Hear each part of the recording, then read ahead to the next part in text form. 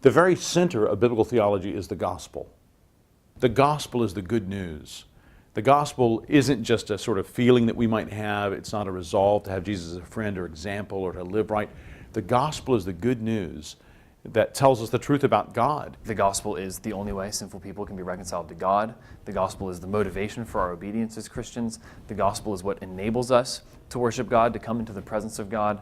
Through the gospel, our worship of God is acceptable. So the gospel is central in the life of the Christian and needs to be central in the life of the church. And so where we need to begin is with a clear understanding of the gospel. The gospel is that great news, that great story, that great accounting of what God has done to redeem sinners for himself.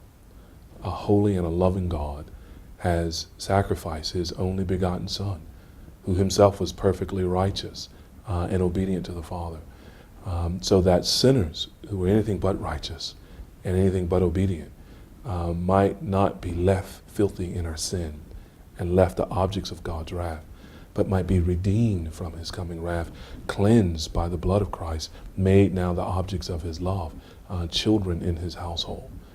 That message is utterly unique in the world. It's all about him that I find my freedom, not in living for myself, but in living for my Creator. And I don't deserve to be given a chance at that kind of life. I deserve to be cast out from his presence forever because of the way that I've robbed his glory rather than lived for it. And yet in Christ, I'm being brought into a relationship where through his sacrifice of paying for my sins, I can once again be restored. This is from God. I can't make this happen. I can't create this. It is outside of my power and competence.